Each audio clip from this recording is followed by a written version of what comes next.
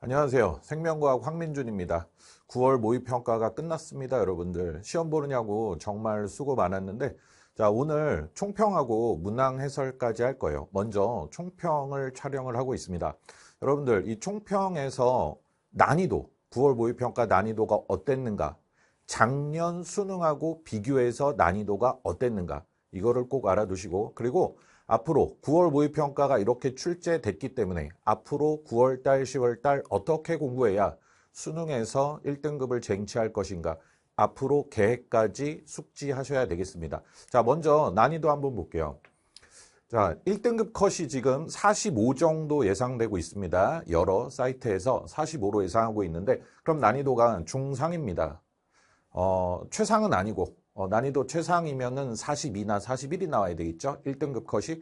그래서 중상인데, 작년 수능도 1등급 컷이 2개 틀려도 1등급이 나오는 1등급 컷이었거든. 작년 수능도. 근데 문항별로 비교해보면 작년 수능보다 약간 쉬웠어요. 작년 수능보다 퍼즐형 계산형 문제 7문제의 난이도가 더 낮았습니다. 그런데 지금 등급 컷이 똑같이 나오고 있어요. 작년 수능하고 등급 컷이 똑같이 나오고 있는데, 그 이유는 뭐 여러 가지가 있겠지만 뭐 아직 우리가 속단할 수는 없고, 그 이유 전체 점수 분포까지 나와봐야 알 수 있는 거니까. 어쨌든 문항별로 비교하면 작년 수능보다는 쉬운 시험지였어요. 등급 컷은 유사하게 나오고 있다. 자, 작년 수능보다 왜 쉬웠다라고 얘기하냐면, 자, 문항별로 보면 개념형 문제들은 다 똑같아. 개념형 문제들은 기출 문제를 많이 활용해서 기출을 그대로 출제한 그러한 문장들이 많았어요. 개념형 문제. 그래서 개념형 문제에서는 뭐 걸리적거리는 그런 문제가 없었을 거야. 자, 그런데 이번 시험의 특징 중에 하나가 막전이 문제가 신유형이 나왔다라는 거거든. 막전이에서 막전이 그래프가 안 나오고 막투가도 그래프가 주어지는 신유형이 하나 출제가 됐어. 하지만 난이도는 낮았어요. 문제 형태만 새로운 형태로 주어졌고, 퍼즐의 난이도, 그 퍼즐에 꼬아놓은 정도가 굉장히 쉬운 난이도로 출제가 돼서 이것도 작년 수능보다 신유형이긴 하지만 쉬웠다. 그리고 또 특징적인 것 중에 하나가 17번 자리에 나왔던 이 돌연변이 문제인데, 돌연변이 문제가 쉬웠어요. 작년 수능하고 문제 형식도 조금 비슷했는데, 작년 수능에서는 아버지, 어머니와 자녀들을 모두 안 가르쳐 줬거든. 근데 이번 9월 모의평가에 17번 돌연변이 가게 돼서 아버지는 알려줬고 어머니도 찾기 쉬운 포지션으로 줬어요. 그래서 이 가장 힘줘서 출제하는, 가장 어렵게 출제하는 이 17번 자리도 작년 수능보다 쉽게 출제됐기 때문에 전반적으로 작년 수능보다 쉬운 난이도였다라고 얘기를 하겠습니다. 자, 출제 특징. 지금 뭐 문항별로 출제된 영역하고 작년 수능하고 비교한 방금 표까지 보여드렸는데, 그 표 문항별로 세부적으로 확인할 친구들은 화면 잠깐 멈춰놓고 아까 이 표 있죠? 이 표 다시 한번 확인했으면 좋겠고요. 자, 전체 출제 특징은 기출문제를 그대로 활용해서 출제했다는 거야.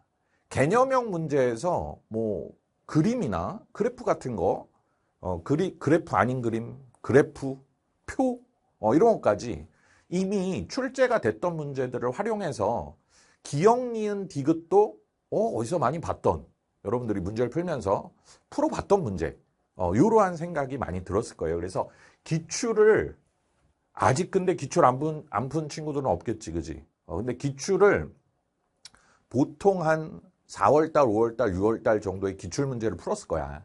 근데 요거를 바로 다시 풀면은 너무 기억이 나잖아. 그래서 뭐 9월 달에 기출 푸는 친구들도 괜찮아요. 괜찮은데 수능 직전에 기출을 한번 다시 볼 필요가 있어. 익숙해지기 위해서. 개념형 문제까지. 그래서 10월 중순부터 한 10월 말 정도 있죠. 요때 기출을 한번 다시 풀자. 기출을 그대로 활용한 문제가 6월 모의평가도 그렇고 이번 9월 모의평가도 그렇고 너무 많이 출제가 됐다. 기출을 그대로 내는 문제 많이 출제됐다. 수능 전에 10월 말쯤에 기출은 한번 다시 보자. 오케이? 자, 그리고 막전이 문제. 이번 출제 특징 중에 가장 우리가 눈여겨봐야 될 게 이 막전이 문제인데 막전이 문제를 왜 막투가도 그래프로 줬을까? 사실은 이 막전이 문제가 이 자료에 대한 논란이 좀 있었어요. 그거는 뭐 어떤 공개적으로 어떤 논란은 아니고 일부 몇몇 사람들이 의문을 제시했는데 진짜로 뉴런에다가 자극을 줬을 때 그 자극이 바로 전도될 거냐? 아주 적은 변화면 막전이가 아주 조금 변한 거면 전도되다가 소멸하는 경우도 있을 텐데 그냥 다 전도된다라고 생각하고 문제를 푸는 게 맞냐? 이런 의문인데 그러한 논란을 이 막투가도 그래프로 변경해서 출제하면 그런 논란을 완전 피할 수 있죠.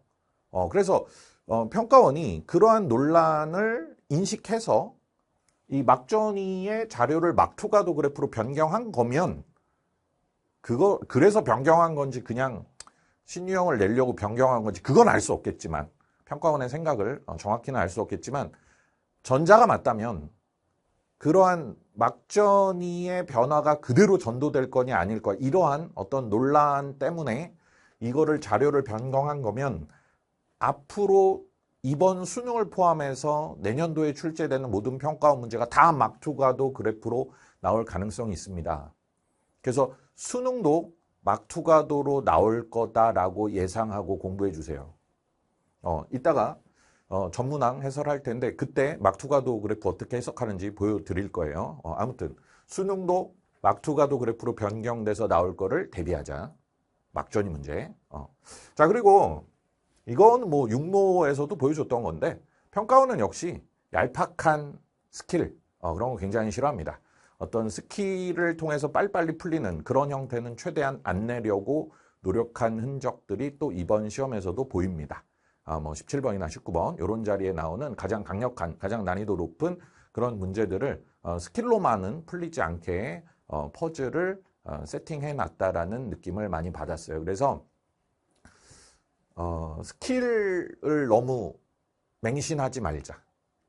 어떤 스킬이 모든 경우가 다 해당되는 스킬이면 괜찮지만 그렇지 않은 스킬들이 많이 난무하기 때문에 그러한 스킬들을 믿고 있다가 큰일 나는 수가 있으니까 평가원 시험에서는 알겠죠? 자기가 어떤 스킬을 쓴다면 그게 모든 경우에 성립할 수 있는가 한번 되짚어보고 그런 게 아니라면 빨리 다른 문제 대비법, 문제 푸는 절차 이런 것들을 마련해야 되겠죠. 그래서 이번 시험의 출제 특징이었고 자 그러면 앞으로 이런 9월 모의평가를 발판으로 앞으로 우리가 어떻게 대비를 해야 되겠는가 수능 1등급을 쟁취해야 되니까 우리는 어떻게 해야 되는가 자 수능 1등급 전략은 첫 번째 수능이 어떻게 나올 거냐 예측을 해야지 이번 9월 모의평가에서 1등급 컷이 45로 최종적으로 나온다면 점수 분포가 꽤 잘 나오는 겁니다. 항상 평가원은 1등급 컷이 44나 45가 되길 바라고 출제를 합니다. 6월 모의평가 때 1등급 컷이 42점이었죠. 너무 낮아요. 42점, 41점은 너무 어려운 시험지고요. 너무 1등급 컷이 낮은 거고요. 47이나 50은 또 너무 쉬운 시험지가 됩니다. 점수 분포가 잘 안 나옵니다. 그래서 항상 44, 45 두 개 틀려도 1등급이 나오게끔 맞추려고 하거든. 근데 이번 9월 모의평가가 그 정도로 출제됐기 때문에 이번 9월 모의평가와 같은 난이도로 수능도 나올 거다. 이렇게 예상하고 공부를 하세요. 남은 기간 동안. 그리고 돌연변이. 6월에도 보여줬지만 이번 9월 모의평가에서도 여실히 보여준 게 돌연변이를 제일 어렵게 내겠다. 이게 평가원의 생각이야. 가계도보다. 항상 가계도랑 돌연변이가 제일 어려운데 가계도보다 돌연변이를 더 어렵게 냈다. 이번에도. 알겠죠? 그래서 돌연변이 문제를 가장 마지막에 푸세요. 이게 안전하다. 알겠죠? 마지막에 대부분 학생들이 문제 다 풀고 17, 19번이 남을 거야. 그럼 17번 먼저 풀까? 19번 먼저 풀까? 고민되지. 그건 사실 아무도 모르지. 문제를 풀어봐야 난이도 나는 거니까. 딱 문제를 보자마자 뭐가 더 어려워, 뭐가 더 쉬워. 이걸 알 수는 없으니까 사실은 복불복인데 그래도 최근에 돌연변이가 가장 어려웠던 적이 많으니까 확률상 돌연변이를 가장 마지막에 풀자. 수능에서. 요게 마지막 시간 운용에서 중요한 요소니까 1등급을 위해서. 세 번째, 남은 기간 동안 이제 공부할 때 여러분들 이제 대부분 학생들이 9월달, 10월달에 파이널 모의고사를 많이 풀 거예요. 그렇죠? 우리 황민준 커리큘럼도 파이널 모의고사가 시즌 1, 2, 3에서 총 24회분이 준비되어 있습니다. 자, 이 파이널 모의고사를 여러분들이 풀면서 약점을 이제 체크해야지. 근데 틀린 문제만 약점은 아니고 어설프게 풀어서 맞춘 거 있지. 그것도 약점인 거거든. 어설프게 푼 거 다음 시험에서는 똑같이 맞춘다는 보장 없죠. 수능에서는 맞춘다는 보장 없죠. 틀린 걸로 간주하고 공부해야죠.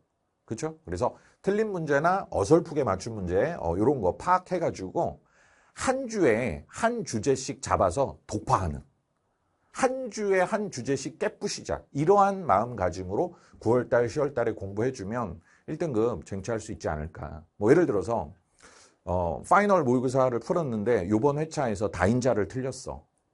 그럼 그 주에 다인자만 그냥 죽도록 패. 알겠지?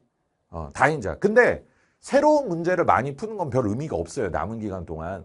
풀어놨던 문제를 정리하는 게 중요하거든. 풀어놨던 문제를 쫙 정리해야 시험 볼 때 그게 꺼내진단 말이야. 그래서 우리 예전에 풀었던 일로와봐 교재의 다인자 문제만 한 60개가 있어. 그리고 기출문제집. 기출문제집에도 다인자 문제가 한 20몇 개 들어있고, 450제에도 다인자 문제가 한 30개 들어있고. 그렇죠? 단행본 교재들 있지. 앞서 풀었던 일로와봐 교재, 기출문제집 450제, 이러한 교재들. 그런 교재들에서 다인자 문제 다 합해봐. 100문제가 훨씬 넘거든. 그러면, 자, 파이널 모의고사에서 다인자를 틀렸어. 그러면 그 단행본 교재들을 다시 꺼내서 거기서 다인자 문제만 찾아서 쫙 풀어버리란 말이야. 한 100문제를 다 풀어버려. 근데 너무 쉬운 문제는 또 다시 풀 필요는 없겠지, 그지?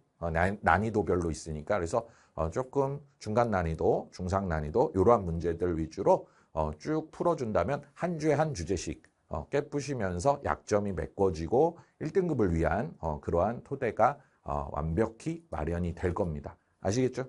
남은 기간 동안 파이널 모의고사 풀고 약점 체크하고 그 약점을 한 주에 한 주제씩, 이번 주 다인자, 다음 주 빵일리 OX 퍼즐, 다음 주 가계도, 다음 주 돌연변이, 다음 주 막전이, 이런 식으로. 알겠죠? 그러면 우리 모두 수능 대비가 완벽히 되고 수능에서 원하는 점수, 좋은 점수 다 차지할 수 있을 걸로 예상합니다. 아시겠죠? 그리고 9월 모의평가는 당연히 문제 다 외워야지. 알겠죠? 틀린 문제뿐만 아니라 문제 다 생각날 정도로 수능 보면서 6월, 9월 모의고사가 다 생각날 정도로 문제 자체를 몇 번이고 읽어보고 암기하는 수준으로 머릿속에 넣어놓고 갑시다. 알겠죠? 화이팅! 남은 기간 화이팅입니다.